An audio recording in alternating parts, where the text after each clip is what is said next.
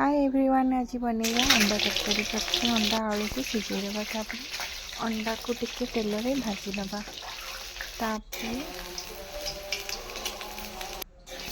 आलू को भी टिके तेल में भाजी दबा,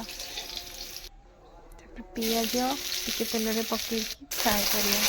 पियाज टिके हवापाई सिझापी टिके लुण देवा, तापर टिके ताको गोलेइबा। पियाज ब्राउन होला परे लंका गुंड ऐड करिया। लंका गुंड टिके भाजिकी मसला पकेबा। मसला रे अदा रसुण कंचा लंका सुखिला लंका तापर टमाटर ग्राइंडिंग करके दबा, लुण देवा, ताको मिक्स करिया। आलू पकई कषिबा, टिके कषिला परे अंडा को पकई कषि नबा।